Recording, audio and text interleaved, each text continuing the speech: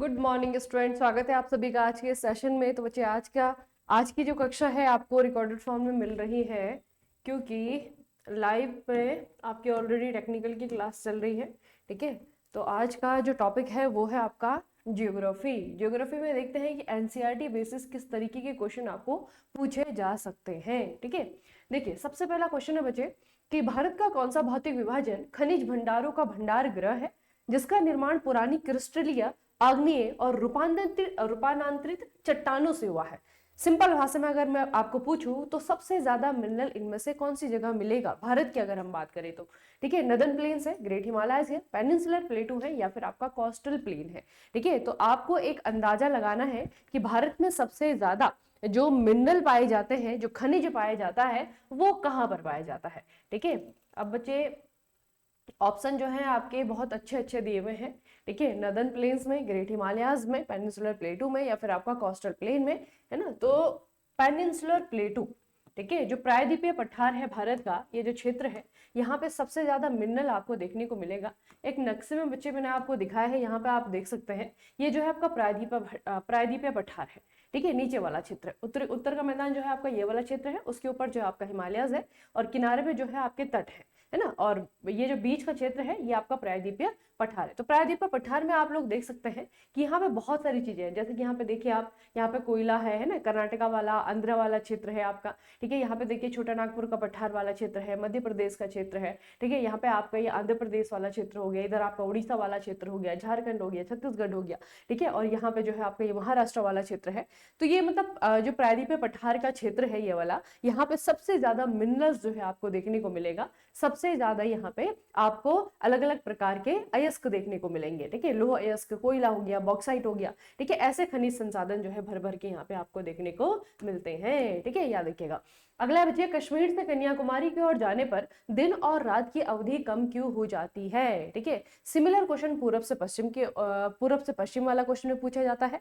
ठीक है, अगर आप बच्चे अरुणाचल से गुजरात की तरफ बढ़ेंगे तो जो दिन का ड्यूरेशन है ना, वो आपको कैसे होते हुए दिखेगा? वो आपको कम होते हुए दिखेगा। उसी तरीके से जो है आपका, अगर आप कश्मीर से कन्याकुमारी की ओर जाएंगे तो दिन और रात की अवधि जो है आपकी कम होने लगती है, यानी कि दिन जो है आपकी वो छोटे होने लगते हैं। तो इसके पीछे का रीजन क्या है बच्चे? इसके पीछे का रीजन क्या है? इसके पीछे का रीजन ये है कि अक्षांश में कमी के कारण। ठीक है, भूमध्य रेखा के, क्योंकि पृथ्वी में अगर आप देखेंगे बच्चे तो इस तरीके से जो है आपका भारत का नक्शा है। ठीक है, इस तरीके से, और भारत के नीचे जो है आपका भूमध्य रेखा है। ठीक है, भूमध्य रेखा पर दिन और रात जो है सबसे बड़े बड़े होते हैं। जैसे ही आप ध्रुवों की तरफ जाएंगे तो दिन जो है आपके छोटे छोटे होते जाएंगे। ठीक है, तो इस तरीके से, इसीलिए बच्चे अगर आप कश्मीर से कन्याकुमारी की तरफ जाते हैं ना, ठीक है, तो ये जो है आपकी क्या हो जाती है, अवधि कम हो जाती है, क्योंकि हम भूमध्य रेखा के ज्यादा करीब जाने लगते हैं और अक्षांश जो है बच्चे आपका वो कम होने लगता है। ठीक है, तो जिसे हम भूमध्य रेखा कहते हैं उसे हम बच्चे शून्य अक्षांश भी कहते हैं। ठीक है, अक्षांश कौन सी वाली लाइनें होती है? इस तरीके से पड़ी वाली जो लाइन है, इनको अक्षांश कहा जाता है। और इन्हीं अक्षांशों में जो 0 डिग्री अक्षांश है उसे हम भूमध्य रेखा कहते हैं। ठीक है, और साल भर जो है दिन और रात की अवधि के बीच का अंतर जो है उतना ही कम होता है। ठीक है, तो भूमध्य रेखा के नजदीक होते होते क्या होता है कि भूमध्य रेखा में जो है आपको क्या होता है बच्चे, दोनों के बीच में जो डिफरेंस है, ठीक है, दोनों के बीच का दिन और रात का जो डिफरेंस है वो आपका कम होते रहता है। ठीक है, जैसे जैसे आप उत्तर से दक्षिण की तरफ जाएंगे। अगला है आपका शीत ऋतु, अक्टूबर और नवंबर के दौरान कोरोमंडल तट का क्या महत्व होता है? शीत, अभी जो सर्दियों का समय चल रहा है अक्टूबर और नवंबर का, कोरोमंडल तट में जो है आपकी क्या विशेषता पाई जाती है, क्या महत्व इसका है? ठीक है, ये आपको बताना बच्चे। तो कोरोमंडल तट जो है वो किसके तट को कहा जाता है? तमिलनाडु के तट को कहा जाता है। तमिलनाडु दक्षिण भारत का एक राज्य है। ठीक है, और यहाँ पे जो है इस महीने में, ये जो आपके शीत ऋतु है ना बच्चे, यहाँ पे क्या होता है, इन महीनों में यहाँ पे होती है भारी बारिश। ठीक है, और भारी बारिश के पीछे रीजन क्या है? इसके पीछे रीजन है आपका रिट्रीटिंग। ठीक है, रिट्रीटिंग मानसून, जो पीछे हटता हुआ मानसून है या फिर जिसे हम लौटता हुआ मानसून कहते हैं, उसके कारण इन महीनों में तमिलनाडु का जो तट है, चेन्नई वाला क्षेत्र हो गया, कोरोमंडल तट हो गया, यहाँ पे जो है बच्चे बारिश देखने को मिलती है। ठीक है, ये प्रश्न आपका बहुत बेसिक से में पूछा जाता है कि सर्दियों में जो तमिलनाडु में बारिश होती है उसके पीछे रीजन क्या है? तो उसके पीछे रीजन होता है रिट्रीटिंग मानसून। ठीक है, याद रखिएगा बच्चे। तो जो पीछे बढ़ता हुआ मानसून है या फिर जिसे हम कहते हैं उत्तर पूर्वी मानसूनी हवाएं, ये बंगाल की खाड़ी से नमी उठाती हैं और तमिलनाडु तमिलनाडु तट यानी कि कोरोमंडल तट पर भारी बारिश का कारण बनती है। अगला प्रश्न है, हिमालय के किस भाग में कश्मीर, कांगड़ा और कुल्लू की प्रसिद्ध घाटियां हैं? अब हिमालय को अगर हम देखेंगे तो हिमालय पूरा का पूरा हिमालय एक जैसा नहीं है। ठीक है, हिमालय का जो है वर्गीकरण किया गया है, आपका लेसर हिमालय है, आपका ग्रेट हिमालय है, आपके शिवालिक रेंज है। ठीक है, इस तरीके से ट्रांस हिमालय है। ठीक है, तो इनमें से कौन से वाले हिमालय में बच्चे आपको ये घाटियां देखने को मिलती हैं? तो ये है आपका हिमाचल, जिसे हम लेसर हिमालय कहते हैं। ठीक है, लघु हिमालय या फिर लेसर हिमालय में बच्चे आपको क्या देखने को मिलेगा? कश्मीर, कांगड़ा, कुल्लू की जो है प्रसिद्ध घाटियां आपको देखने को मिलेंगी। ठीक है, सारी की सारी बहुत ही फेमस है। और यहाँ पे बच्चे मैं आपको थोड़ा सा हिमालयन रेंजेस का नाम बताना चाहूंगी, आपको थोड़ा सा इनको याद रखना है। ठीक है, अगर आप यहाँ पे देखेंगे ना, ये जम्मू कश्मीर वाला, हिमाचल प्रदेश वाला, उत्तराखंड वाला आपका रीजन है। ठीक है, यहाँ पे आप लद्दाख देखिए, तो यहाँ पे आपका जो काराकोरम है, काराकोरम जो पर्वत श्रृंखला है जिसपे कि केटू है, ये बच्चे पीओके में आता है, पाकिस्तान ऑक्यूपाइड कश्मीर में आता है। ठीक है, सियाचिन और लद्दाख में जो है आपकी पूरी की पूरी काराकोरम सीरीज आपको देखने को मिलती है। उसके बाद नीचे अगर आप लोग आएंगे ना बच्चे, नीचे जो है आपको यहाँ पे जो है यहाँ पे बाल्तोरो देखने को मिलेगा, है ना, सियाचिन बाल्तोरो यहाँ पे ग्लेशियर है जो कि जंस्कर में आपको देखने को मिलेगा। ठीक है, उसके नीचे अगर आप देखेंगे तो यहाँ पे बच्चे आपको क्या है, ये ग्रेट हिमालयस है। ठीक है, अगर आप यहाँ पे देखेंगे ना, ये जो है आपका ग्रेट हिमालयस है। तो इस तरीके से जो है आपकी क्या है, ये पर्वत श्रृंखला है तो पूरा का पूरा हिमालय, लेकिन इनको नाम अलग अलग दिया गया है। ठीक है, तो नीचे से उत्तर की तरफ जो है या फिर उत्तर से दक्षिण की तरफ आपको ये पूछा जाएगा, तो सबसे पहले जो आपको यहाँ पे शिवालिक रेंज देखने को मिलेगी। ठीक है, उसके बाद में आपका पीर पंजाल, जो कि कश्मीर हिमालय के नाम से भी जाना जाता है, पीर पंजाल श्रृंखला है। ठीक है, उसके बाद में आपका ग्रेट हिमालय आता है। ठीक है, ग्रेट हिमालय के पार में बच्चे आपको क्या आता है, यहाँ पे आपका जास्कर की श्रृंखला है। ठीक है, उसके बाद में आपका लद्दाख की श्रृंखला आती है, उसके बाद में आपके काराकोरम की श्रृंखला आती है। तो इस तरीके से आपको याद रखना है। ठीक है, तो ये जो है आपकी पर्वत श्रृंखलाएं हैं। ठीक है, हिमालय की ही सारे के सारे जो है आपके एग्जाम्पल्स है, लेकिन उनमें से जो आपका जो ग्रेट हिमालय है, ठीक है, ग्रेट हिमालय के पार बच्चे आपके जास्कर भी है, लद्दाख भी और आपका काराकोरम भी है। ठीक है, ग्रेट हिमालय के इधर की तरफ जो है आपका क्या है, यहाँ पे पीर पंजाल देखने को मिलेगा, आपको शिवालिक रेंज देखने को मिलेगी। इधर हिमाचल में देखेंगे तो धुआंधार श्रृंखला आपको देखने को मिलेगी। ठीक है, तो इनको थोड़ा सा याद रखिएगा। और बाकी जो आपका कश्मीर है, आपका जो कांगड़ा है या फिर कुल्लू जो आपका लोकेटेड है, कुल्लू मनाली वाला जो है हिमाचल प्रदेश में, ये सारे के सारे जो है आपके लेसर हिमालय में आते हैं। ठीक है, अगला है बच्चे, भारत के उत्तर पश्चिमी भाग जैसे कि राजस्थान में वनस्पति आवरण के कम घनत्व का सबसे उपयुक्त कारण निम्नलिखित में से कौन सा है? सिंपल सी भाषा में आपको पूछूं कि राजस्थान में कम वनस्पति क्यों है, क्या रीजन है, बताओ बच्चे। राजस्थान में जो है आपका नॉर्थ ईस्ट के जैसे जंगल नहीं मिलते हैं ना, क्यों नहीं मिलते हैं, क्या रीजन है इसका, क्यों नहीं मिलता है? क्योंकि जंगल को होने के लिए, पेड़ पौधों को होने के लिए एक तो मिट्टी चाहिए। ठीक है, दूसरा जो है आपका बारिश चाहिए, नमी चाहिए। ठीक है, इसीलिए यहाँ पे जितनी वनस्पति होती भी है वो कांटेदार होती है ना। थॉर्नी बुशेस जो है देखने को आपको यहाँ पे मिलती है। यहाँ पे जो है आपको इस तरीके की वनस्पति देखने को मिलेगी, और जितनी भी है ना वो भी ऐसा नहीं कि उसका डेंसिटी बहुत ज्यादा है ना, वो जो है दूर दूर दूर छठी छठी सी जो है आपको देखने को मिलती है। ठीक है, तो बच्चे इसका पीछे रीजन क्या है? इसके पीछे रीजन है आपका लो एंड हाईली सीजनल रेनफॉल। ठीक है, बहुत कम बारिश होती है, जिसके कारण आप लोगों ने देखा होगा यहाँ पे जो है आपका रेत है।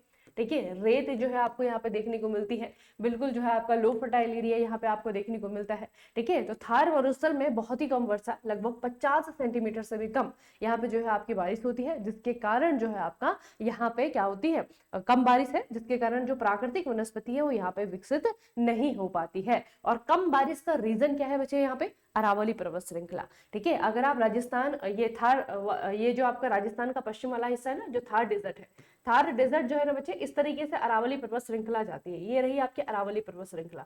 ठीक है, तो जब मानसून आता है नीचे केरल से ना, केरल से जो आपका मानसून आता है वो अरावली पर्वत श्रृंखला पे टकरा करके उसी के साथ साथ में जो है इस तरीके से चला जाता है दिल्ली गुड़गांव। ठीक है, वहां चला जाता है, जिसके कारण जो है आपका ये जो थार डेजर्ट है ये वृष्टि छाया प्रदेश बन जाता है। यहाँ पे बारिश नहीं हो पाती है क्योंकि बीच में आ जाती है अरावली पर्वत श्रृंखला। ठीक है, तो उसके कारण जो है आपका वृष्टि छाया प्रदेश बनता है। यहाँ पे जितनी बारिश होती है बहुत ही कम होती है। ठीक है, लगभग 50 सेंटीमीटर पूरे साल भर में।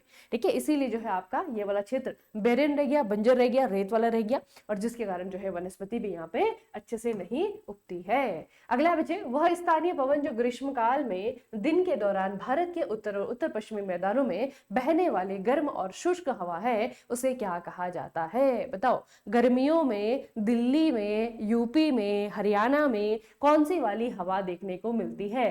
जो कि आप बाहर निकलते हैं तो मुंह पे लगती है बिल्कुल गर्म गर्म हवा, उसे क्या कहते हैं बच्चे?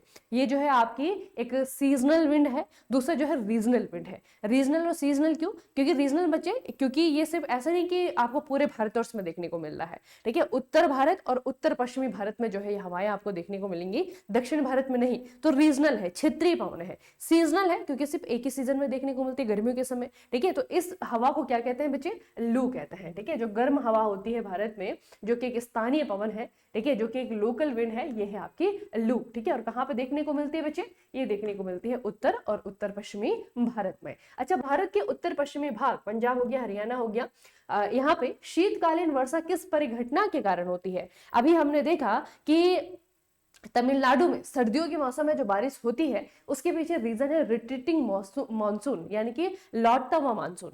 अब आपको पूछा है कि जो पंजाब में सर्दियों में बारिश होगी या फिर आपका हरियाणा में जो सर्दियों में बारिश होगी, इसके पीछे का रीजन क्या है? बताओ, इसके पीछे का रीजन क्या है?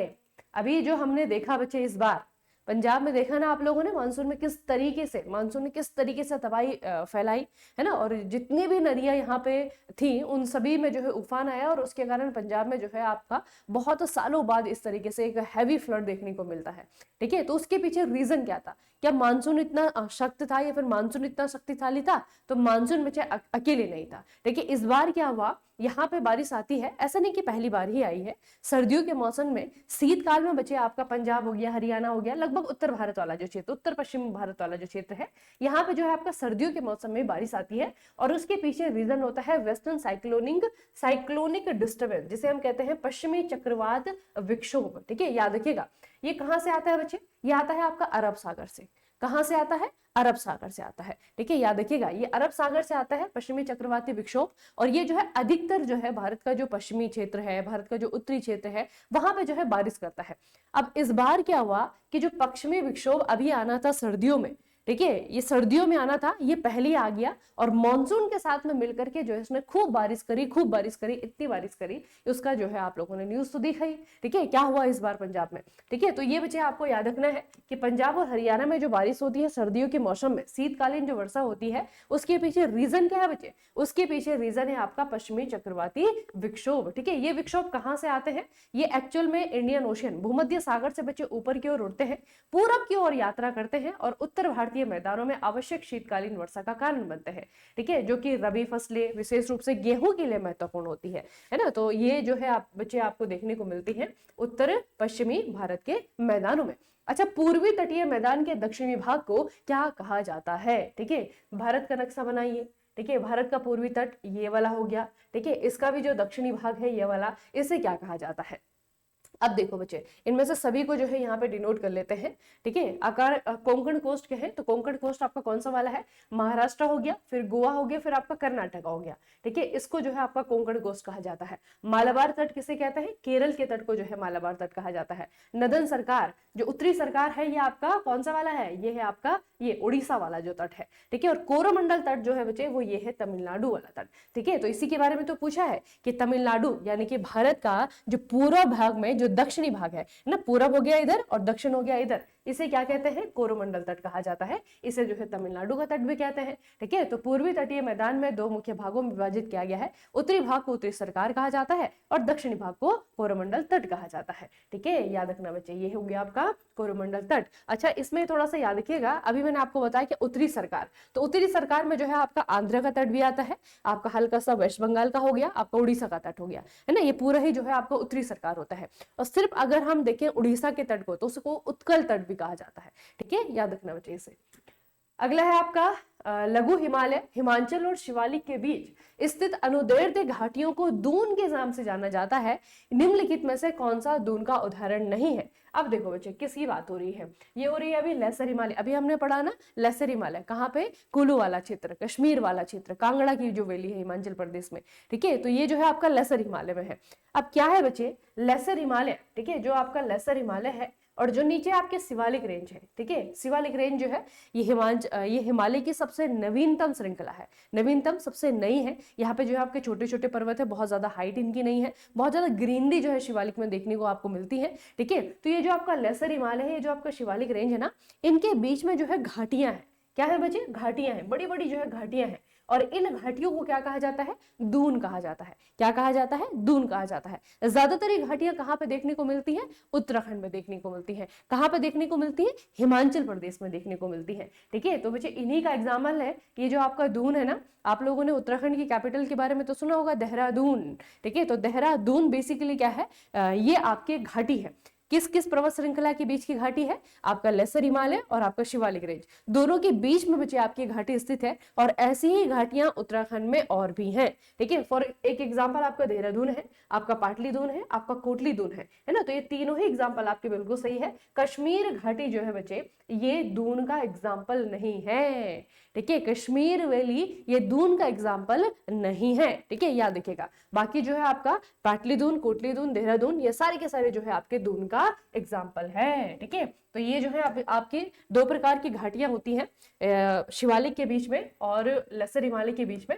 इनको जो है आपका, अगर हम कहें पश्चिम में, तो इनको जो है पश्चिम में दून कहा जाता है। और पूरब की तरफ अगर आप जाते जाएंगे ना, तो वहां पे इनको द्वार कहा जाता है। ठीक है, तो दून और द्वार क्या कहते हैं? पश्चिम की तरफ जो है, पश्चिम की तरफ इनको दून कहते हैं। और अगर आप पूरब की तरफ जाते जाएंगे तो वहां पे इनको द्वार कहते हैं। ठीक है, इसका जो है आपका बहुत सारी है, जैसे कोट द्वार है। ठीक है, तो इस तरीके से जो है बच्चे आपकी ये याद रखना है। दून और द्वार क्या है? ये जो है आपकी घाटियां हैं। किस किस के बीच में? लेसर हिमालय के बीच में और आपका शिवालिक रेंज के बीच में। ठीक है, तो याद रखिएगा बच्चे इसे। ठीक है, अगला है आपका, दो नदियों के बीच का क्षेत्र के लिए कौन सा शब्द का इस्तेमाल किया जाता है? दो नदियों के बीच का क्षेत्र, इसे भाबर कहते हैं, तराई कहते हैं, दोआब कहते हैं, डेल्टा कहते हैं। इसे दोआब कहा जाता है। ठीक है, दो नदियों के बीच का एक फर्टाइल लैंड, ठीक है, बहुत ही उपजाऊ क्षेत्र होता है बच्चे, जिसे कि दोआब कहते हैं।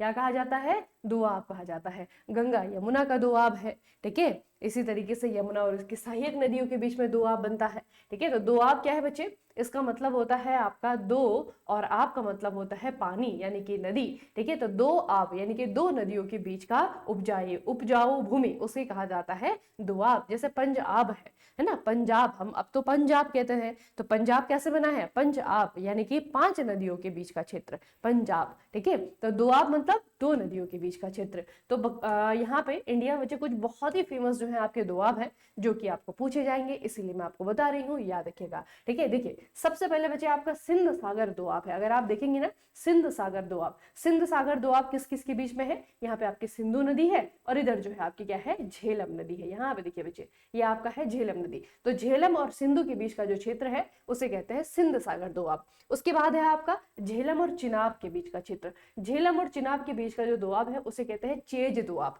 क्या कहते हैं? चेज दोआब। उसके बाद में आपका चिनाब और रावी के बीच में है, तो रावी और चिनाब के बीच का जो दोआब है, उसे कहते हैं रेचना। क्या कहते हैं? रेचना दोआब। उसके बाद में आपका रावी है, और इधर आपकी ये आपकी सतलज, अच्छा नहीं, ये आपकी ब्यास है बच्चे। ठीक है, ये आपकी रावी है, और ये आपकी ब्यास और सतलज का यहाँ पे मिक्स हो जाता है ना, तो ये आपका मतलब इसमें दोनों आ सकता है। अगर आप उत्तर देखेंगे यहाँ पे, तो यहाँ पे बच्चे आपकी ब्यास है।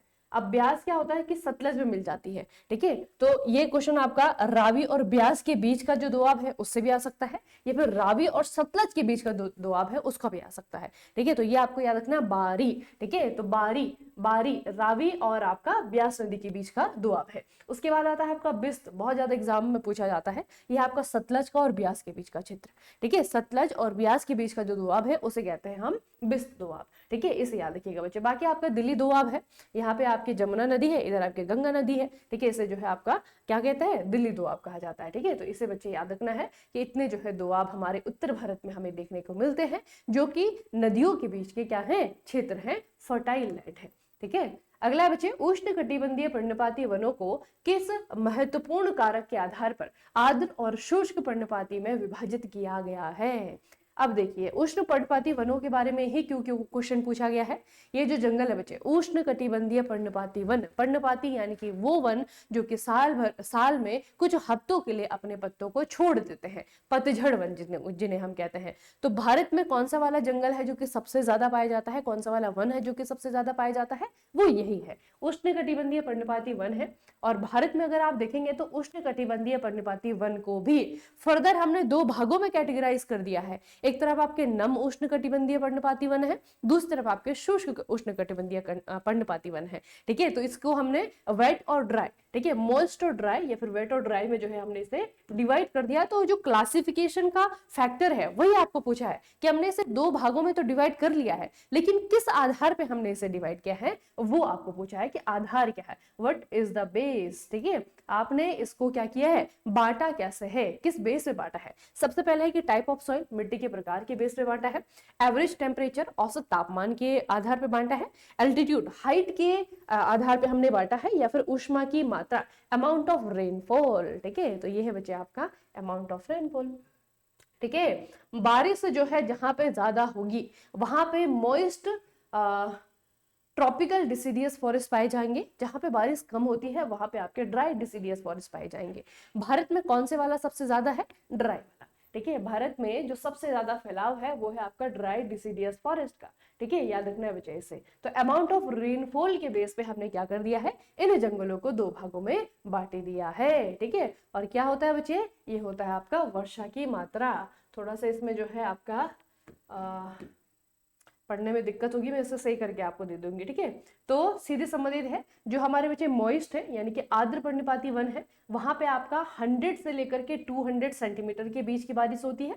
जो हमारे ड्राई है उनमें आपका 70 से लेकर के 100 सेंटीमीटर तक की बारिश होती है। ठीक है, तो याद रखना ये आपके हैं मॉइस्ट। मॉइस्ट को कहीं कहीं पे वेट भी लिखा रहता है। ठीक है, तो मॉइस्ट वेट इसको हिंदी में कहते हैं आर्द्र। जो आर्द्र पर्णपाती है वहां पे आपका कितना होता है, 100 और 200 सेंटीमीटर के बीच की बारिश होती है। जो आपके ड्राई डिसिडियस है, शुष्क जो पर्णपाती है वहां पे कितनी बारिश होती है, वहां पे आपका 70 से 100 के बीच में है ना, लगभग 100 का अंतर है बच्चे, लगभग 100 सेंटीमीटर का अंतर है दोनों के बीच में। ठीक है, तो ज्यादा भारत में कौन से पाए जाते हैं, ड्राई डिसिडियस पाए जाते हैं, ये भी आपको याद रखना है।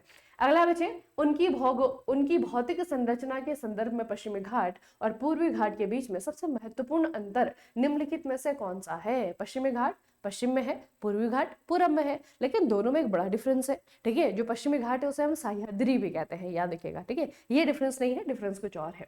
अब डिफरेंस का आधार भी आपको क्वेश्चन में दिया हुआ है। ठीक है, डिफरेंस का जो आधार है, बेस है, वो क्या है, भौतिक संरचना। ठीक है, ये दोनों ही जो हमारे घाट है, इन दोनों को अगर आप देखने में देखेंगे ना, भौतिक संरचना किस तरीके से ये बने हुए हैं, फिजिकल स्ट्रक्चर इनका कैसा है, उसके आधार पे जो है इनमें एक बहुत बड़ा डिफरेंस है। तो वो डिफरेंस आपको बताना है, क्या डिफरेंस है बच्चे। इसमें ये डिफरेंस है कि जो पश्चिमी घाट है वो सतत है, कंटिन्यूअस है, और जो पूर्वी घाट है वो असंतत है, अनियमित है। इसका मतलब क्या है, इसका मतलब मैं आपको बताती हूँ बच्चे।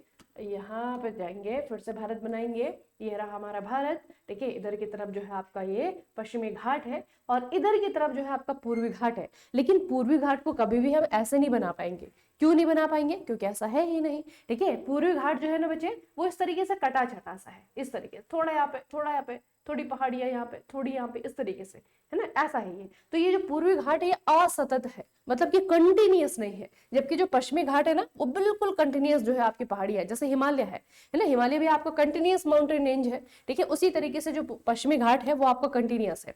अब इसके पीछे रीजन क्या है बच्चे, इसके पीछे रीजन ये है क्योंकि जो यहाँ से नदियां निकलती हैं पश्चिमी घाट से, वो सारी जाती इधर है। इधर से निकलती है, कावेरी चली गई, कृष्णा चली गई, है ना, गोदावरी चली गई, और कौन इधर, और कौन है, बहुत सारी है वैसे, तुंगभद्रा हो गई। तो बहुत सारी नदियां हैं जो कि पश्चिमी घाट से निकलती हैं और पूरब की तरफ जो है आपकी बहती हैं।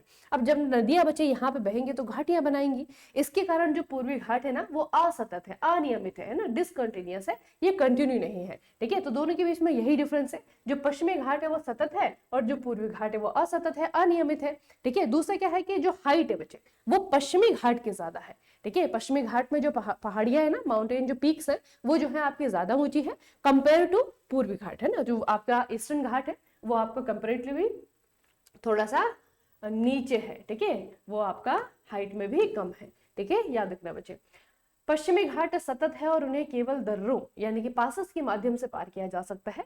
पूर्वी घाट असतत है, अत्यधिक अप्रदित है, क्योंकि वो गोदावरी, कृष्णा, महानदी जैसी प्रमुख प्रायद्वीपीय नदियों के द्वारा काटे गए हैं। ठीक है, याद रखिएगा इसे। अगला प्रश्न बच्चे आपका, पश्चिमी तट की प्रमुख नदियां नर्मदा, तापी, डेल्टा क्यों नहीं बनाती, बल्कि इसके बजाय ज्वार नदमुख यानी कि एस्चुरीज क्यों बनाती है, बताओ। अब पहले तो ये अपने आप में क्वेश्चन है, आपको 4 नदियों का नाम दिया जाएगा, पूछा जाएगा कि निम्नलिखित में से कौन सी नदी ऐसी है जो कि एस्चुरी बनाती है, ठीक है, या डेल्टा नहीं बनाती है। तो पहले मैं आपको दोनों चीजें आपको बता देती हूँ बेसिकली है क्या। देखो बच्चे, कोई नदी है, ठीक है, नदी आ रही है, मान लो हमारी गंगा है, ठीक है, गंगा है।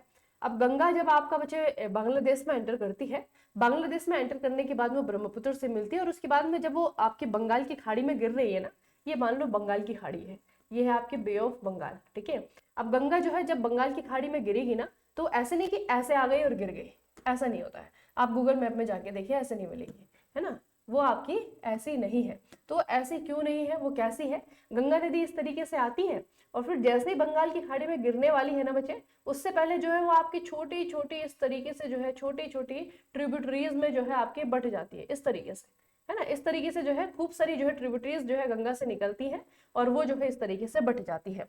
और यहाँ पे जो दो धाराएं हैं, दो स्ट्रीम है, उनके बीच में जो है आपका ये डेल्टा बनाती है, ये डेल्टा, यहाँ पे जो है उसका जो सेडिमेंट है, गाद है ना, वो जमा होकर के यहाँ पे डेल्टा बनता है, ये रहा आपका डेल्टा। इसीलिए जो है आपका सुंदरबन का जो डेल्टा है ब्रह्मपुत्र नदी के और गंगा के द्वारा बनाया जाता है, ठीक है, और वो बेसिकली आपका क्या है, दुनिया का सबसे बड़ा डेल्टा है, ठीक है। तो इसको कहते हैं डेल्टा। जब नदी सागर में गिरती है उससे पहले जो डिपोजिशन वो जमीन पे छोड़ के जाती है ना, तो वो जो है आपका डेल्टा बनता है बच्चे।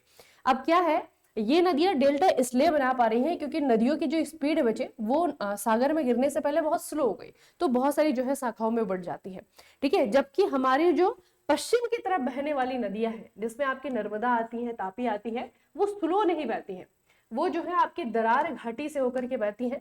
दो जो है आपकी पर्वत श्रृंखलाएं हैं, उनके बीच से होकर के जो है आपकी नर्मदा नदी जब जाती है तो बहुत ही स्पीड में जाती है, ठीक है। और जब ये बच्चे आपका अरब सागर में गिरती है ना, तो कोई जो है आपका डेल्टा नहीं बनाती है, ठीक है, कोई डेल्टा नहीं बनाती, डायरेक्ट जो है आपका जाकर के गिर जाती है अरब सागर में, ठीक है। तो इसके पीछे रीजन क्या है, इनकी स्पीड, ठीक है, इनके पीछे बच्चे रीजन क्या है, इनकी स्पीड है। ये जो है आपकी फ्लो करती है बच्चे, ये दरार घाटियों और रिफ्ट वैली में कठोर चट्टानों से होकर के बहती है, ठीक है, जिसके कारण देखो एक तो स्पीड भी ज्यादा होती है, दूसरा आपका क्या है कि गाद भी नहीं होता है, चट्टानों से बह करके आ रही है, गाद कहाँ से होगा, है ना, मैदानों से अगर बहती तो गाद आता है, जैसे गंगा में आता है, ब्रह्मपुत्र में आता है, बहुत सारे सेडिमेंट लेकर के आती है अपने साथ में, ठीक है। ये नदियां जो है आपका सेडिमेंट लेकर के नहीं आती है, स्पीड जो है आपका स्लो नहीं होती है, जिसके कारण जो है आपका डेल्टा नहीं बना पाती है, ठीक है। तो rift valley is one of the region, दरार घाटियां दरार घाटियों से होती बहती हैं, इसलिए नर्मदा तापी दरार घाटियों में कठोर चट्टानों के ऊपर से बहती है, उन्हें मुहाने के पास बड़ी मात्रा में गाद जमा करने से रोकती है।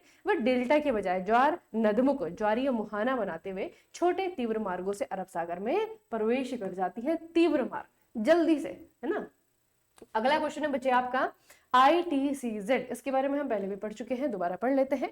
अंतः उष्णकटिबंधीय अभिसरण क्षेत्र, इसके आवधिक विस्थापन के लिए कौन सी जलवायु घटना जिम्मेदार है और मानसून के समय और तीव्रता को निर्धारित करने में महत्वपूर्ण भूमिका निभाती है। अब ये ITCZ क्या बला है, ये ITCZ क्या बला है बच्चे, ये आपका एक ऐसा क्षेत्र है जहां पर एयर प्रेशर बहुत ही लो होता है, ठीक है। कैसा क्षेत्र है, जहां पर कि एयर प्रेशर बहुत ही लो होता है, वायुदाब जो है आपका बहुत ही कम होता है, जिसके कारण जो है आपका ITCZ बन जाता है। अब इसके बारे में हमें पूछा हुआ है कि आवधिक विस्थापन के लिए कौन सी जलवायु घटना जिम्मेदार है और मानसून के समय और तीव्रता को निर्धारित करने में महत्वपूर्ण भूमिका निभाती है। अब थोड़ा सा बच्चे इसके बारे में मैं आपको बता देती हूँ। बेसिकली आपका जैसे ये ग्लोब है ना, ग्लोब, ठीक है, ग्लोब है, ये आपका है इक्वेटर, भूमध्य रेखा, ठीक है। भूमध्य रेखा के आसपास जो है आपका ITCZ बनता है।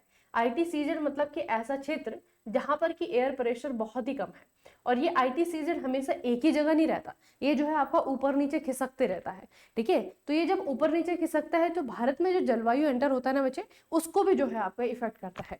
अगर ITCZ अगर उत्तर की तरफ खिसकता है तो वैसी बात है कि भारत की तरफ ये पुश हो रहा है, ठीक है। और जब ये भारत की तरफ आता है तो भारत का जो मानसून है ना, वो बहुत ही शक्तिशाली होकर के जो है भारत में आता है, ठीक है। तो ये जो है भारत के मानसून को क्या करता है बच्चे, ये उसे जो है आपका क्या करता है, उसकी तीव्रता को, उसकी शक्ति को, उसकी पावर को जो है आपका बढ़ाता है। तो कौन सा ऐसा रीजन है जिसके कारण ये उसकी पावर को इनहेंस कर देता है। सबसे पहले है पश्चिमी विक्षोभ, फिर आपका अल्नीनो, फिर आपका मूवमेंट ऑफ द सन, सूर्य की गति, और फिर आपका तापमान व्युत्क्रमण, टेम्परेचर इन्वर्जन, ठीक है। तो इसके पीछे आपका रीजन क्या है, ग्रीष्म काल में सूर्य की स्पष्ट गति का अनुसरण करते हुए गंगा के मैदान पर उत्तर की ओर विस्थापित हो जाता है, जो कि दक्षिणी पश्चिमी मानसून को भारतीय उपमहाद्वीप में खींचता है। ठीक है, अब थोड़ा सा बच्चे इसे याद रखना है आपको। ठीक है, ये जो आपका ITCZ है ना, ये सूर्य की गति के कारण या फिर हम कह सकते हैं सूर्य की हीट के कारण आपका ये क्या होता है, अगर ज्यादा गर्मी होगी, बहुत गर्मी अगर होती है ना, तो ये ऊपर की तरफ खिसक जाता है। ऊपर मतलब कि भारत की तरफ ये आपका खिसक जाता है, जिससे कि भारत में जो मानसून आता है ना बच्चे, वो जो है आपका बहुत तेजी से आता है। ठीक है, वो मानसून जो है आपका तेजी से आता है और उस मानसून को जो है आपका ये शिफ्ट करने में मदद करता है। तो उसके पीछे रीजन क्या है आपका, सूर्य की गति। जितनी गर्मियां तेज होंगी, ITCZ जो है आपका ऊपर आएगा और उसके बाद में जो है आपका क्या होगा, बारिश उतनी ही ज्यादा होगी, है ना। बेसिक से तो ये तो आप लोगों को पता है ना, अगर गर्मियों में गर्मी ज्यादा होगी तो मानसून में बारिश बहुत ज्यादा होगी। तो उसके पीछे बच्चे यही सब रीजन होते हैं। अगला है, उत्तरी मैदानों में जनसंख्या का घनत्व अधिक है। भौतिक विशेषताओं के अनुसार इसका सबसे महत्वपूर्ण कारण क्या है, बताओ भाई। Most populous state in India कौन सा है, यूपी। कहाँ पे है, उत्तरी मैदान में। क्यों है, ये पूछा है आपको, बताओ भाई। क्या रीजन है कि जो उत्तरी मैदान है, यहाँ पे पंजाब हो गया, बिहार हो गया, आपका हमारा यूपी हो गया, है ना, यहाँ पे जो है पॉपुलस स्टेट है, ज्यादा जनसंख्या है। क्यों है यहाँ पे ज्यादा जनसंख्या, इसके पीछे रीजन क्या है बच्चे, इसके पीछे रीजन क्या है, इसके पीछे रीजन क्या है, यहाँ की उपजाऊ मिट्टी। ठीक है, लोग यहाँ पे क्योंकि शुरुआत से ही यहीं पे बसे हैं। आप हिस्ट्री में चले जाइए, एंशिएंट हिस्ट्री में, प्राचीन इतिहास जब हम पढ़ते हैं, मगध साम्राज्य सबसे शक्तिशाली था। बिहार वाला क्षेत्र, यूपी वाला क्षेत्र, मगध यहीं पे तो था बच्चे। उसके पीछे रीजन क्या है, क्योंकि यहाँ पे भौगोलिक विशेषताएं ऐसी हैं, नदियों के बीच का दोआब क्षेत्र है, उपजाऊ मिट्टी है, अनुकूल जो है आपके वातावरणीय जो कंडीशन है वो यहाँ पे आपको देखने को मिलती है। ठीक है, तो इसके पीछे रीजन क्या है, यहाँ की भौगोलिक परिस्थितियां। ठीक है, जल है, अनुकूल जलवायु है, उपजाऊ मिट्टी है। ठीक है, तो लोग ऐसी जगह पे तो रहना पसंद करेंगे बच्चे ना, कि रेगिस्तान में जाएंगे रहने के लिए। वो तो एक क्या बोलते हैं उसे, मजबूरी है कि रेत में रहना पड़ रहा है ना। तभी तो आप जाए लद्दाख में, 4-5 गांव है गिनती के, उसमें भी 4-5 लोग हैं गिनती के।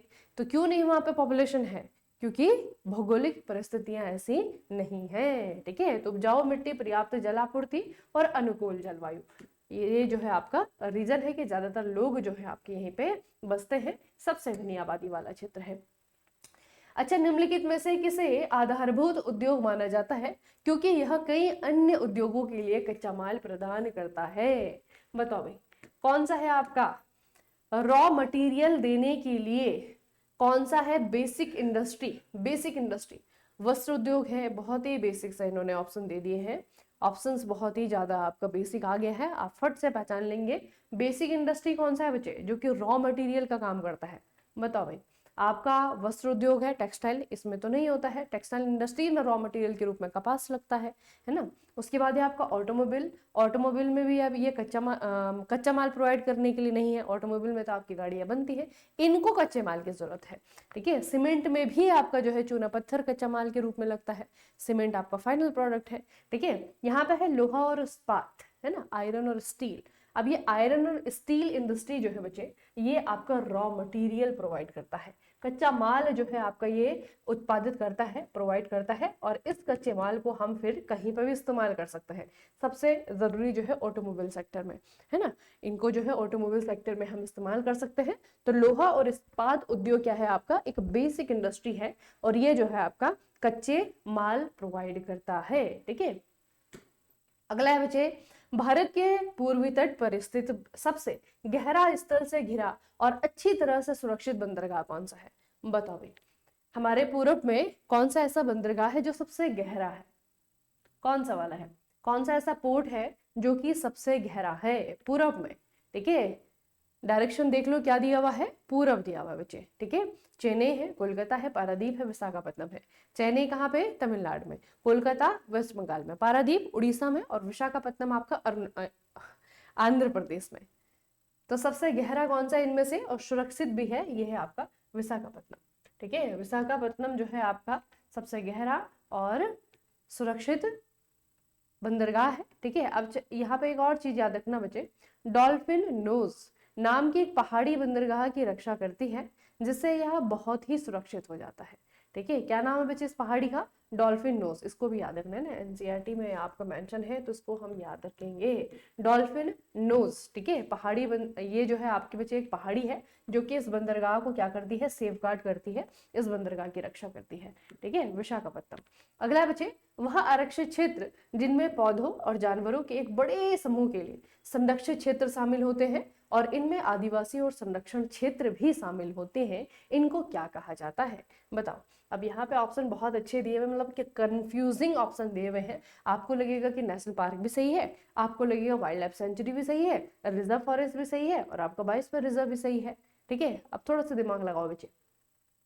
इनमें आदिवासी भी सम्मिलित होते हैं, इनमें संरक्षण क्षेत्र भी शामिल होते हैं। ठीक है, इसमें जंगली जानवर भी है, इसमें जो है आपका पेड़ पौधे भी हैं, तो सभी को एक साथ बचाया जा रहा है। ठीक है, इसका मतलब क्या है, एक बड़ा बड़ा कॉन्सेप्ट है, इसके अंदर सब कुछ आ जाता है, इसके अंदर नेशनल पार्क भी आते हैं, इसके अंदर जो है आपके रिजर्व फॉरेस्ट भी आ जाते हैं। ठीक है, इसके अंदर जो है जंगली जानवर भी आ जाते हैं, अगर हमें किसी जंगली जानवर को बचाने के लिए, जैसे कि हमने कोई टाइगर जो है रिजर्व बनाया हुआ है, ठीक है, या फिर हमने एलिफेंट रिजर्व बनाया हुआ है, वो भी आ जाता है। ठीक है, तो बेसिकली ये क्या है, मैंने आपको बताया था तीनों में बच्चे डिफरेंस होता है। ये आपका जो है बायोस्फीयर रिजर्व है बहुत बड़ा, इस बायोस्फीयर रिजर्व के अंदर वाइल्ड लाइफ सेंचुरीज भी हो सकती हैं, उसके अंदर जो है एनपी नेशनल पार्क भी हो सकता है। ठीक है, अंतर क्या है इनमें, अंतर यह है कि जो बायोस्फीयर रिजर्व है उसमें रिस्ट्रिक्शन सबसे कम होती हैं, इसके अंदर आदिवासी भी रह पा रहे हैं, मतलब कि इंसान भी रह पा रहा है, इसका मतलब वो बायोस्फीयर रिजर्व है। नेशनल पार्क के अंदर आदिवासी नहीं रह सकता, ना ही उसे वहां पे कोई एक्टिविटी करने की इजाजत होती है। ठीक है, तो आदिवासी भी अगर रह पा रहा है, हम जंगलों को भी बचा रहे हैं, हम जानवर को भी बचा रहे हैं, ठीक है, और हम जो है रिजर्व फॉरेस्ट को भी बचा रहे हैं। ठीक है, तो ये जो है आपका एक बड़े कॉन्सेप्ट की बात हो रही है, इसे कहते हैं जैवमंडल आरक्षित क्षेत्र यानी कि बायोस्फीयर रिजर्व। भारत में कितने बायोस्फीयर रिजर्व हैं, वर्तमान में 18 बायोस्फीयर रिजर्व हैं। ठीक है, तो जैवमंडल आरक्षित क्षेत्र जो है आपका, उसकी बात हो रही है जहां पर कि सभी चीजों को क्या किया जाता है, कंजर्व किया जाता है, रिजर्व किया जाता है। अच्छा, निम्नलिखित में से कौन सा पंजाब, हरियाणा, पश्चिमी उत्तर प्रदेश जैसे राज्यों में भूमि निम्नीकरण डिग्रेडेशन का प्राथमिक कारण है, बताओ बच्चे। जमीन क्यों कम पड़ रही है इन स्टेट में, पंजाब है, हरियाणा है, पश्चिमी उत्तर प्रदेश है, बताओ भाई। अच्छा सॉरी, डिग्रेडेशन, अपरदन का मतलब आपको बताना है बच्चे, भूमि निम्नीकरण, लैंड डिग्रेडेशन का क्या यहाँ पे रीजन है। सबसे पहले है कि डिफोरेस्टेशन, जंगल काट दिए हमने, ठीक है, ओवर ग्रेजिंग, अति पशुचारण, बहुत ही ज्यादा जो है पशु को चरा दिया हमने, ओवर इरिगेशन, सबसे हमने सिंचाई बहुत ज्यादा कर दी, या फिर माइन, हमने खनन बहुत ज्यादा कर दिया। तो भूमि का जो कटान हुआ है, डिग्रेडेशन हुआ है, उसके पीछे क्या रीजन है यहाँ पर इन स्टेट में बच्चे, इन स्टेट में उनके पीछे क्या रीजन है। तो इसका आपका रीजन है, आई थिंक ये मैंने आपको पहले भी करवाया है ना, ओवर इरिगेशन। क्या रीजन है बच्चे, क्योंकि एग्जाम्पल देखिए ना आप, हमारा जो पश्चिमी उत्तर प्रदेश है, पंजाब है, हरियाणा है, ये कैसी जगह है बच्चे, ये है आपकी किसानों वाले क्षेत्र, है ना, ये जो है आपकी क्या है, कृषि समृद्ध राज्य है, सबसे ज्यादा कृषि जो है इन्हीं जगहों पे होती है, और जहाँ पे कृषि होगी वहां पे सिंचाई भी होगी, इरिगेशन भी होगा। ठीक है, तो यहाँ पे बच्चे आपका अत्यधिक सिंचाई के कारण जल भराव होता है, जिससे मिट्टी की सतह पर नमक की मात्रा बढ़ जाती है। ठीक है, और ये जो है आपका डिग्रेडेशन के लिए, जिससे कि आपका निम्नीकरणीय होता है। ठीक है, तो खेती के लिए जो है आपका अनुपयुक्त यहाँ की जमीन हो जाती है, जिसके कारण जो है आपका लैंड डिग्रेडेशन यहाँ पे हो जाता है। तो ओवर इरिगेशन, ठीक है, ओवर इरिगेशन बच्चे, क्योंकि इरिगेशन जब होता है तो ये नहीं कि सिर्फ पानी दिया जा रहा है ना, जमीन को पानी नहीं दिया जाता, जमीन के ऊपर जो आपके पोषक तत्व है, आप लोगों ने ये तो पढ़ा है ना, ह्यूमस कहाँ पे होता है, ह्यूमस जो है मिट्टी की जो सबसे ऊपरी परत होती है वहां पे होता है। ठीक है, तो वही अगर हम फर्टाइल चीजें उड़ा ले जाएंगे, पानी से बहा ले जाएंगे, तो क्या बचेगा मिट्टी में, सैलिनिटी बढ़ जाएगी, या फिर आपकी बेसिसिटी बढ़ जाएगी, है ना, एल्काइन हो जाएगी मिट्टी, या फिर एसिडिक हो जाएगी मिट्टी। ठीक है, जिसके कारण जो है वहां पे कुछ भी और चीजें उगाने के लायक वो नहीं रहेगी, जिसके कारण जो है आपका लैंड डिग्रेडेशन हो जाएगा। ठीक है, तो क्यों होता है यहाँ पे, ओवर इरिगेशन के कारण। अगला बच्चे, स्वतंत्रता के बाद जल की बढ़ती मांग और जल की कमी का मुख्य कारण कौन सा कारक रहा है, बताओ भाई। पानी की कमी और पानी की डिमांड जो हाई हुई है आफ्टर 1947, उसके पीछे रीजन क्या है, उसके पीछे रीजन क्या है, मतलब कि आजादी के बाद। ठीक है, 1947 के बाद जो है आपका ऐसा क्या हुआ कि पानी की कमी होने लगी और पानी की डिमांड बढ़ने लगी। क्या हुआ बच्चे, सबसे पहले है अर्बनाइजेशन, कृषि में सिंचाई का विस्तार हो गया, तेजी से जनसंख्या वृद्धि हुई, है ना, और दूसरा जो है आपका औद्योगिकरण हो गया। तो क्या हुआ 1947 के बाद में? 1947 के बाद में ये हुआ कि रैपिड पॉपुलेशन, ठीक है, हमारी जो जनसंख्या है उसकी वृद्धि, जनसंख्या वृद्धि दर बहुत तेजी से बच्चे ऊपर चला गया, ठीक है, जिसके कारण जो है आपका अब लोग जितने होंगे, जितने ज्यादा लोग बढ़ेंगे तो डिमांड भी बढ़ेगी, ठीक है। अब सप्लाई तो नहीं बढ़ रही है, लोग ही आपके बढ़ रहे हैं, तो इससे क्या होगा, कमी हो जाएगी फिर, ठीक है। तो ये जो है आपका एक इंपॉर्टेंट रीजन रहा आफ्टर 1947।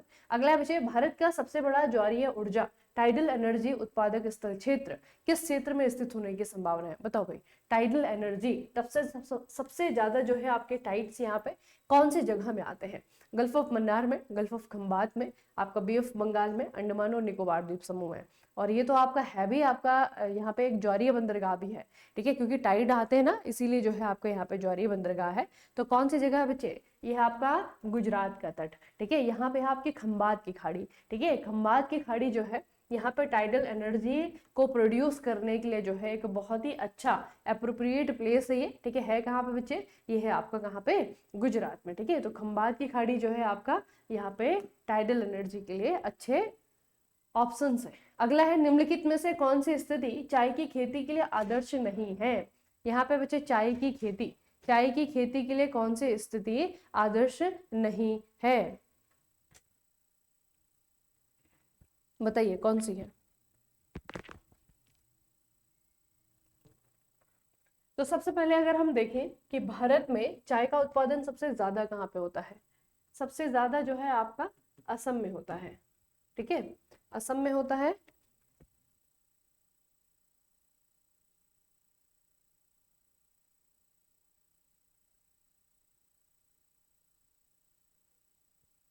देखो, एक तो बच्चे हम असम को जानते हैं चाय की खेती के लिए, ठीक है। दूसरा जो है आपका यहाँ पे पहाड़ी स्टेट है जैसे कि उत्तराखंड हो गया, ठीक है, इसे जानते हैं चाय की खेती के लिए।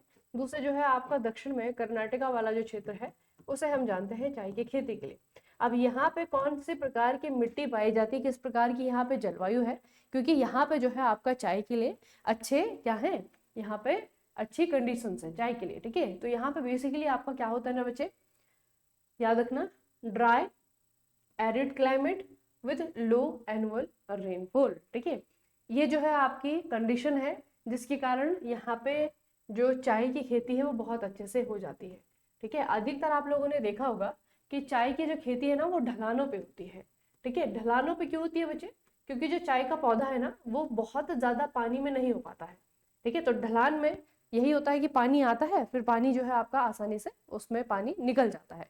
तो अधिकतर चाय की खेती को आपने देखा होगा ढलानों पे जो है उसकी खेती होती है ना, क्योंकि वो जो है आपका पौधा ज्यादा पानी में नहीं उग सकता, ठीक है। तो यहाँ पे जो है बच्चे आपका ड्राई और एरिड क्लाइमेट आपको याद रखना है, और रेनफॉल जो है आपको बहुत ज्यादा नहीं चाहिए होती है, ठीक है। रेनफॉल जो है आपका बहुत ज्यादा नहीं चाहिए होती है, ठीक है।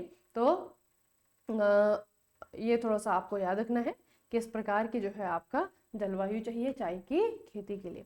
अगला बच्चे, भारत के अधिकांश प्रमुख लोहा और इस्पात संयंत्र छोटा नागपुर पठार क्षेत्र में क्यों स्थित हैं? छोटा नागपुर पठार क्षेत्र में ऐसा क्या है कि यहाँ पे जो है आपका, कि यहाँ पे आपके इस तरीके की इस्पात संयंत्र, जो लोहा और इस्पात संयंत्र है वो आपके बनाए गए हैं। ऐसा क्या है छोटा नागपुर पठार क्षेत्र में? और छोटा नागपुर पठार क्षेत्र का मतलब क्या है बच्चे? आपका झारखंड हो गया, आपका ये छत्तीसगढ़ हो गया, ठीक है, इन जगहों में। तो इन जगहों में क्या है आपका, यहाँ पे बच्चे कच्चे माल की उपलब्धता है, ठीक है। अब यहाँ पे इस्पात संयंत्र है, लोहा संयंत्र है, तो इस्पात या फिर लोहा बनाने के लिए हमें क्या चाहिए? रॉ मटेरियल के रूप में जो है हमें आयरन ही चाहिए, है ना। हमें जो है आपका लोहे के लिए हेमेटाइट हो गया, आपका मैग्नेटाइट हो गया, इस ओर की जो है उपलब्धता ऐसी जगहों में होनी चाहिए। और यहाँ पे अगर आप भारत में देखेंगे तो सबसे ज्यादा यहीं पे तो मिलता है आपका, है ना। तो यहाँ पे बच्चे अवेलेबिलिटी है, ठीक है, यहाँ पे जो है आपका सबसे कम कॉस्ट पे जो है कच्चा माल मिल जाता है, इसीलिए इंडस्ट्रीज भी जो है आपकी यहीं पे बनाई गई है, ठीक है। तो छोटा नागपुर पठार वाला क्षेत्र मतलब झारखंड हो गया, उड़ीसा हो गया, पश्चिम बंगाल हो गया, छत्तीसगढ़ हो गया। तो यहाँ पे जो है आपका इस्पात उत्पादन के लिए सबसे आवश्यक उच्च श्रेणी का जो लोहा है, लोहा अयस्क है, ठीक है, कोकिंग कोल भी है, ठीक है, ये जो है आपके मिलते हैं, इसीलिए जो है आपको यहाँ पे सबसे ज्यादा जो है प्लांट एस्टेब्लिश किए गए हैं, ठीक है। भारत में रेलवे या सड़क मार्ग की तुलना में पाइपलाइन परिवहन का सबसे महत्वपूर्ण नुकसान निम्नलिखित में से कौन सा है? रेलवे या सड़क मार्ग की तुलना में, पाइपलाइन परिवहन का सबसे महत्वपूर्ण नुकसान निम्नलिखित में से कौन सा है? अब देखो बच्चे, कोई चीज आपकी जैसे लिक्विड चीजें हैं, ठीक है, लिक्विड चीजों को हम रेलवे की बजाय या फिर हम सड़क मार्ग की बजाय जो है अगर हम उनको पाइपलाइन से भेजें तो उसमें जो है क्या नेगेटिव चीज है, क्योंकि हर चीज में जो है आपके प्रोस एंड कॉन्स होते हैं, ठीक है, नेगेटिव पॉजिटिव हर चीज में होता है। तो आपको पाइपलाइन का नेगेटिव पूछा हुआ है कि जो पाइपलाइन ट्रांसपोर्ट है उनका जो है आपका डिसएडवांटेज क्या है। सबसे पहले हाई कॉस्ट मेंटेनेंस, फिर आपका high initial cost of laying, फिर आपका लो स्पीड ऑफ ट्रांसपोर्टेशन, फिर आपका limited item can be transported, है ना, सीमित वस्तुएं ही आपकी परिवहन की जाएंगी। तो इसके पीछे बच्चे क्या रीजन हो सकता है भारत में, इसके पीछे आपका क्या रीजन हो सकता है भारत में? तो सबसे पहले बच्चे आपका है जो मतलब मेन यहाँ पे है इंडिया में ये है कि पाइपलाइन बिछाने की जो प्रारंभिक लागत है, ठीक है, पाइपलाइन बिछाने की जो प्रारंभिक लागत है, high initial cost of laying, ठीक है, क्योंकि अगर हम बाकी चीजों में देखें जैसे कि सड़क मार्ग है, अब सड़क मार्ग को हमें सिर्फ चीजों को ट्रांसपोर्ट करने के लिए तो नहीं करना है, ठीक है, सड़क मार्ग पे तो हम अपने परिवहन के लिए भी जो है आपका इस्तेमाल कर रहे हैं सड़कों का, वही चीज जो है रेलवे के लिए भी है, ट्रैक का इस्तेमाल जो है कनेक्टिविटी के लिए भी होता है, सिर्फ ये नहीं कि सामान ही पहुंचाना है। लेकिन पाइपलाइन में क्या है, एक तो इसका इस्तेमाल जो है आपका इतना ज्यादा नहीं, दूसरा जो है आपका क्या है कि इसको बिछाने में बहुत ज्यादा पैसा लग जाएगा, है ना, तो जो इसकी इनिशियल कॉस्ट होती है वो बहुत ज्यादा होती है, इसीलिए जो है बच्चे आपका इसका ये नेगेटिव पॉइंट है, ठीक है, इसका क्या है, ये आपका नेगेटिव पॉइंट है। अगला है, भारत में बड़े पैमाने पर एल्यूमिनियम प्रगलन संयंत्र स्मेल्टिंग प्लांट की अधिकतम संख्या आमतौर पर कहाँ स्थित होती है? अब देखो बच्चे, जहां पे एल्यूमिनियम प्रगलन संयंत्र होंगे ये वहीं पे होने चाहिए जहां पर कि बॉक्साइट होगा, क्योंकि बॉक्साइट से ही आपका एल्यूमिनियम बनता है ना, है कि नहीं, जहां पे आपका बॉक्साइट से आपका एल्यूमिनियम बनता है, ठीक है, तो यहाँ पे, और दूसरा आपका क्या है कि प्रगलन संयंत्र, यहाँ पे जो स्मेल्टिंग प्लांट्स है उनके लिए आपका क्या होना चाहिए, ठीक है, सबसे पहले है आपका बॉक्साइट खानों के पास होनी चाहिए, बंदरगाह के पास होना चाहिए, बिजली के सस्ते स्रोत के पास में होना चाहिए, या फिर प्रमुख शहरों के पास में होना चाहिए। तो एल्यूमिनियम स्मेल्टिंग प्लांट जो है आपके कहाँ पे होने चाहिए बच्चे, क्योंकि जो स्मेल्टिंग प्लांट होते हैं ना बच्चे, इनको चलाने के लिए, ठीक है, इनको चलाने के लिए जो है आपका भारी मात्रा में बिजली की आवश्यकता होती है, ठीक है, भारी मात्रा में जो है आपका बिजली की आवश्यकता होती है, इसीलिए जो है बच्चे आपका जो बिजली है, ठीक है, जहां पर बिजली सस्ती हो, ठीक है, जहां पे बिजली आपकी सस्ती हो वहां पे जो है एल्यूमिनियम के ये स्मेल्टिंग प्लांट लगाए जाते हैं, ठीक है, याद रखिएगा, ये आपके स्मेल्टिंग प्लांट कहाँ पे लगाए जाते हैं, जहाँ पे इलेक्ट्रिसिटी सस्ती हो।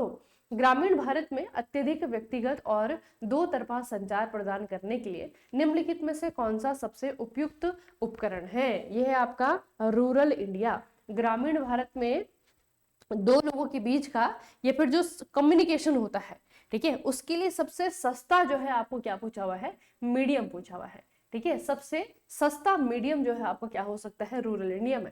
प्रिंट मीडिया है, ऑल इंडिया रेडियो है, टेलीफोन मोबाइल नेटवर्क है, या फिर आपका दूरदर्शन है। तो यहाँ पे बच्चे आपका क्या होता है, टेलीफोन और मोबाइल नेटवर्क, ठीक है, इन जगहों पे, ठीक है, यहाँ पे जो है आपका इंटरेक्शन के लिए, कम्युनिकेशन के लिए रूरल जगहों में जो है आपका टेलीफोन और मोबाइल नेटवर्क का ही इस्तेमाल किया जाता है।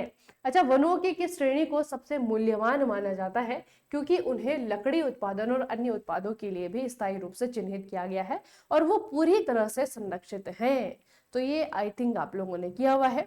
गवर्नमेंट की कंट्रोल में बचे आपके कौन से वाले जंगल हैं, ठीक है, जिनको की सबसे ज्यादा वैल्यूएबल माना जाता है, और इनका इस्तेमाल हम क्योंकि प्रोडक्ट जनरेट करने में करते हैं, इसका इस्तेमाल हम पैसा जनरेट करने में करते हैं, है ना। तो यहाँ पे बच्चे आपके हैं आरक्षित वन, ठीक है, वन्यजीव संसाधनों के संरक्षण के संदर्भ में जो आरक्षित वन है ये सबसे ज्यादा वैल्यूएबल होते हैं। क्यों?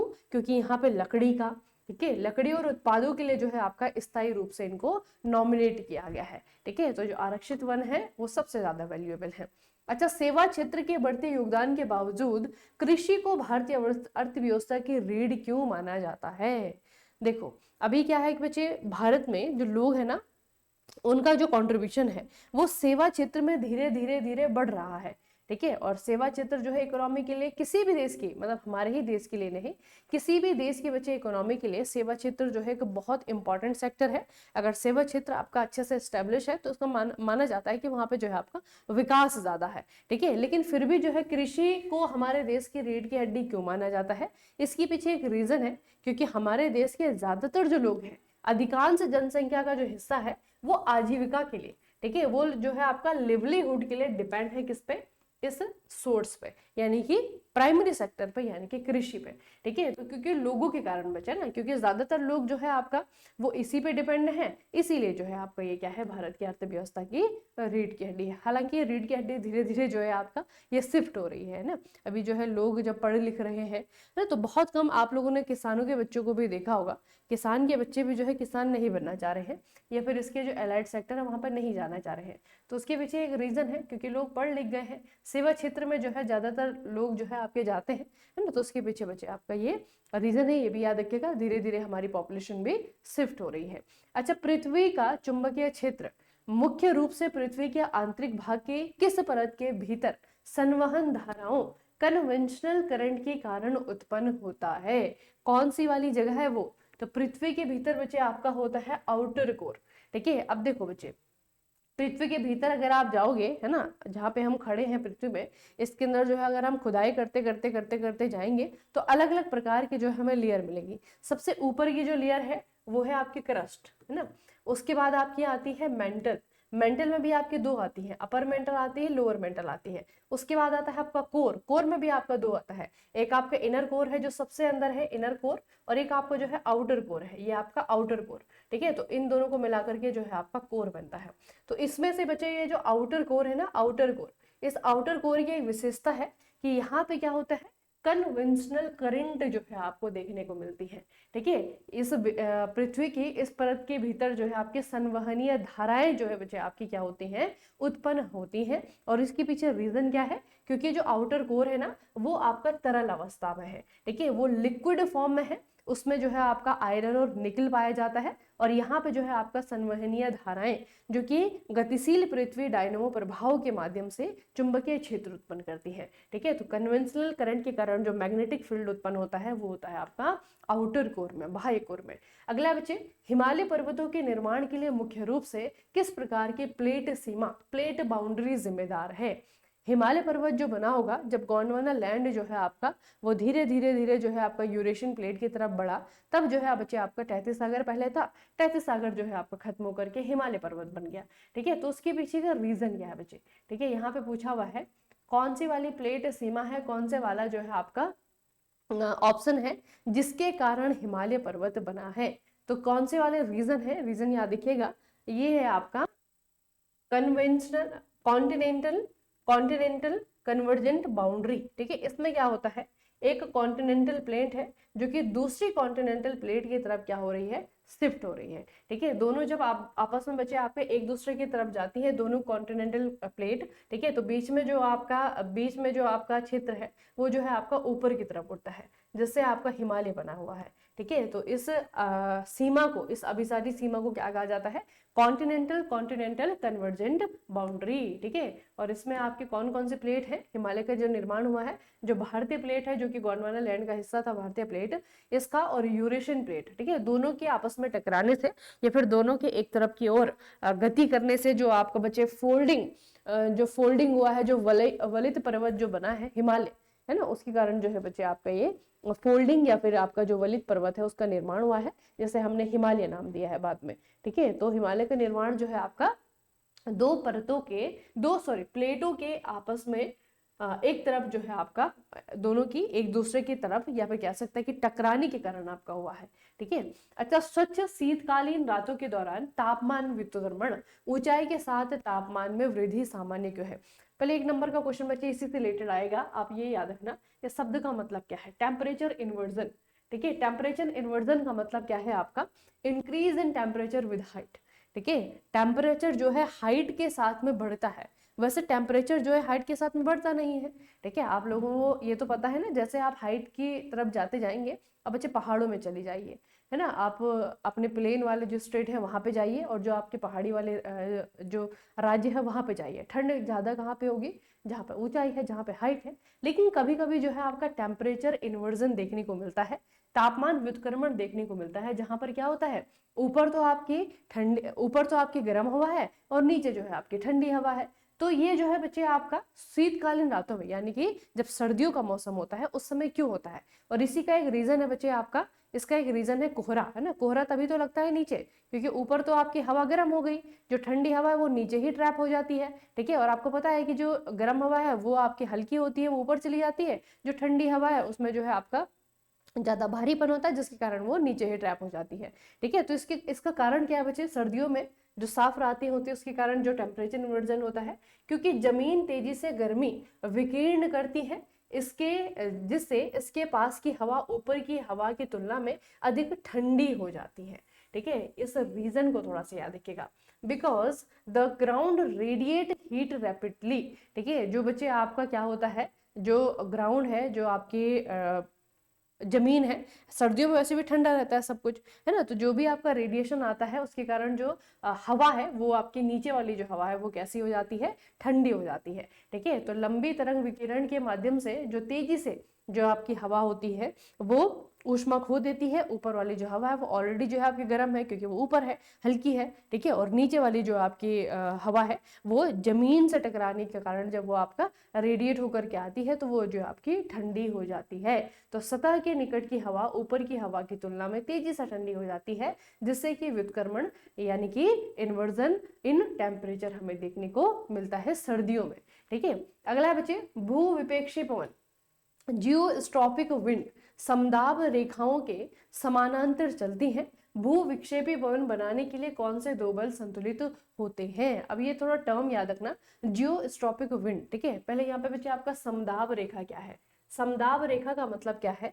मतलब कि पृथ्वी पे वो जगह जहां पर की टेम्परेचर, जहां पर की प्रेशर, एयर प्रेशर, वायुदाब जो है आपका समान है, और अगर हम उन समान वायुदाब वाली जगहों को आपस में इस तरीके से मैच कर ले तो इस रेखा को कहा जाएगा समदाब रेखा, जहां पर कि एक जैसा क्या है, दाब है, जहां पर कि एक जैसा एयर प्रेशर है। ठीक है, तो यहाँ पे बच्चे आपकी जो ये बात की गई है, जिन हवाओं की बात की गई है, इन हवाओं को कहा जाता है जियोस्ट्रॉपिक विंड, भू विक्षेपी पवन।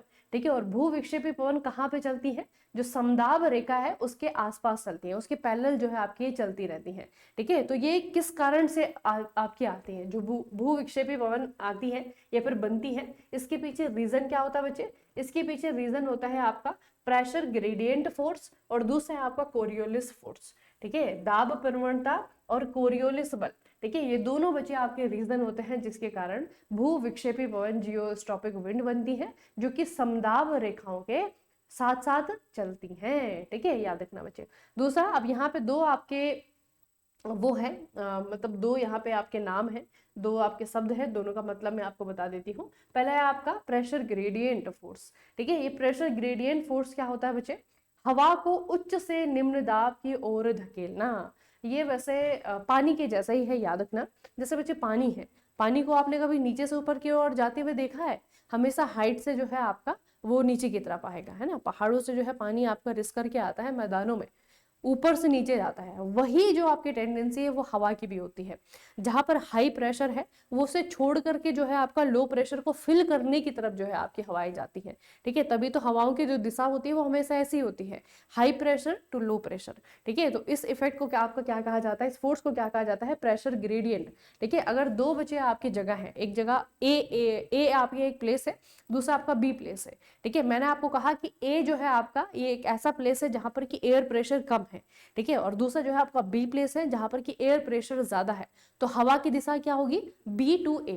ठीक है, हवा किधर को बहेगी? बी से ए की तरफ बहेगी। तो ये हवा की टेंडेंसी होती है, जैसे पानी की टेंडेंसी होती है। ठीक है, उसी तरीके से हवा की टेंडेंसी होती है कि वो कम वायुदाब की तरफ हमेशा अग्रसर होती है, उधर की तरफ ही बहती है, तो इसे कहा जाता है प्रेशर ग्रेडियंट फोर्स। ठीक है, ये हो गया।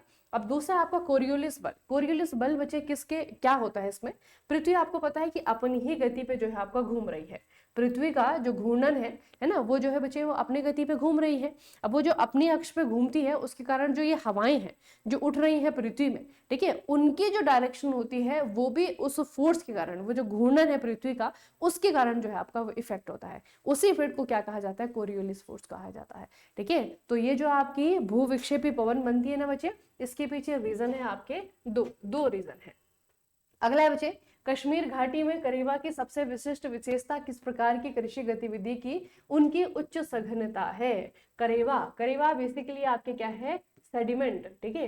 कश्मीर जो घाटी है ना बच्चे, कभी यहाँ पे बहुत बड़ी झील हुआ करती थी, जब वो झील जो है आपका धीरे धीरे वहां से पानी हट गया तो झील के नीचे जो सेडिमेंट था, गाद था, वो जो है यहाँ पे आपका जमा हो गया, ठीक है, जिनको आज जो है हम क्या कहते हैं, करेवा कहते हैं। कश्मीर में आपको पता है ना, केसर की खेती भारत में सिर्फ आपका कश्मीर में ही होती है ना। कहाँ पे होती है बच्चे, कश्मीर में ही होती है, सिर्फ कश्मीर में होती है। और इन्हीं करेवाज में जो है आपका केसर या फिर जाफरान पाया जाता है, ठीक है। ये आपका अनंतनाग वाली जो आपकी सीरीज है ना, अनंतनाग वाली जो आपकी जगह है जहाँ पे आपके करेवा पाए जाते हैं। और बेसिकली करेवा है क्या, ये जो है आपकी जलोढ़ मिट्टी है। कौन सी वाली जलोढ़ मिट्टी, ये है आपकी हाईली फर्टाइल उच्च उपजाऊ, ठीक है, उच्च उपजाऊ जो है आपकी मिट्टी है, जलोढ़ मिट्टी है। कभी जो है बहुत मिलियन साल पहले यहाँ पे जो है एक झील थी, झील के जो नीचे सेडिमेंट था वो यहाँ पे बच गया, तो वो बच्चे आपका करेवा कहलाता है। और ये करेवा जो है आपके टीले टीले प्लेटू के जैसे देखने को मिलेंगे। कश्मीर जाएंगे ना इस तरीके से जो है आपके प्लेटू है बच्चे, टीले हैं इसके करेवा के। और यहीं पे जो है आपका सेफ्रॉन देखने को मिलता है, यानी कि केसर की खेती देखने को मिलती है। अच्छा, हिंद महासागर में बदलती मानसूनी पवन प्रणाली की प्रतिक्रिया में सतही महासागरीय धाराओं की दिशा में बदलाव किस परिघटना का एक उत्कृष्ट उदाहरण है। इस परिघटना को, इस इंसिडेंट को, इस इवेंट को क्या कहा जाता है। इसे मैं आपको डायरेक्ट ही बताती हूँ बच्चे, याद रखना। एक इंसिडेंट होता है जिसे हम कहते हैं सीजनल रिवर्सल ऑफ करंट, ठीक है, धाराओं का मौसमी प्रतिलोमन। अब धाराएं आपको पता है, धाराएं कौन सी, जो महासागरीय धाराएं होती है। जो महासागरीय धाराएं होती है ना बच्चे, इनकी जो गति होती है, यानी कि इनका जो डायरेक्शन होता है, ये आपका चेंज होता है सीजन के अकॉर्डिंग, ठीक है। सीजन यानी कि सर्दियों में इनका जो डायरेक्शन है वो कुछ और रहेगा, गर्मियों में जो है इनकी जो धारा की दिशा है वो जो है आपकी कुछ और रहती है ना। तो इसी घटना को हम क्या कहते हैं, सीजनल रिवर्सल ऑफ करंट कहा जाता है इसे। और ये जो है आपको हिंद महासागर में देखने को मिलेगा, क्योंकि मानसून के कारण बच्चे यहाँ पर पूरा सीजन जो है आपका चेंज रहता है। अगला है, सबसे व्यापक और भूवैज्ञानिक रूप से महत्वपूर्ण अंतर्वेदी इंट्रूसिव ज्वालामुखी भू आकृतियां विशाल गुंबद के आकार के द्रव्यमान है, जिन्हें क्या कहा जाता है। सिल कहते हैं, डाइक कहते हैं, लोकलित कहते हैं, बैथोलित कहते हैं। तो ये बच्चे जितने भी नाम आपको देख रहे हैं ना, ये सारे के सारे जो है आपके ज्वालामुखी से रिलेटेड है, ठीक है, सारे के सारे जो है आपके वॉल्केनो से रिलेटेड है। इसमें आपका एक शब्द है बैथोलिट, जिसे हम कहते हैं बैथोलिट। बैथोलिट बेसिकली क्या है आपका, जब ज्वालामुखी बच्चे आपका इरप्ट होता है, कहीं पे भी जो है ज्वालामुखी का जब विस्फोट होता है ना, तो जो बैथोलिट है, बैथोलिट मतलब कि जो मैग्मा है ना, मैग्मा कौन सा है, मैग्मा जो आपका गर्म तरल पदार्थ है जो पृथ्वी के अंदर है ना। जो ज्वालामुखी जब फटती है तो यही मैग्मा जो है आपका पृथ्वी पे आ जाता है, उसे हम फिर लावा कह देते हैं। कभी कभी क्या होता है कि जो मैग्मा है ना, ये पृथ्वी पे नहीं आ पाता, ये जो है अंदर ही पृथ्वी के अंदर क्रस्ट में जो है कहीं का ट्रैप हो जाता है, बंद हो जाता है, ठीक है, फिर वहीं पे जो है आपका ठंडा हो जाता है। तो वहां पे जो चट्टानी बनती है इस मैग्मा के ठंडे होने से, उसे कहते हैं बैथोलिट, ठीक है। और अगर वही चट्टान जो है आपका ऊपर बन रही है तो उसे आपका लेपोलिट कहा जाएगा, ठीक है, याद रखिएगा बच्चे से, ठीक है। इसी तरीके से जो है आपका बहुत ही इंपॉर्टेंट क्वेश्चन आज आपने किए हैं एनसीईआरटी बेस, ठीक है। और इसका भी जो है बच्चे आपका एग्जाम में कुछ परसेंटेज रहता है, ठीक है, इस तरीके के क्वेश्चन का। तो आपको समझ करके पढ़ करके इनको करना है, बेसिक से ही चीजें हैं, बस उनको पूछने का तरीका थोड़ा सा आपका अलग सा है, ठीक है। तो ये कॉन्सेप्ट ऑलरेडी जो है आप लोगों ने थ्योरी में जो है आपके पढ़े होंगे, ठीक है, नहीं पढ़े हैं तो यहाँ पे पढ़ लो, बहुत इंपॉर्टेंट क्वेश्चन है, ठीक है। और इसको जो है आप लोग बच्चे रिवाइज कहाँ से करेंगे, तो रिवाइज करने के लिए जो है आपका यहाँ पे टेलीग्राम चैनल है, इससे जुड़ जाइए। यहाँ पे जो है आपको पीडीएफ मिलेगी, ठीक है, इससे आप लोग जुड़ सकते हैं और पीडीएफ से जो है रिवाइज कर लीजिएगा, लेकिन छोड़िएगा मत, ठीक है। चलिए फिर आज का सेशन हम यहीं पे समाप्त करेंगे, मिलेंगे फिर कल के सेशन में। तब तक के लिए पढ़ते रहिए, बढ़ते रहिए, अपना खूब सारा ख्याल रखिएगा। आप सभी का बहुत बहुत धन्यवाद।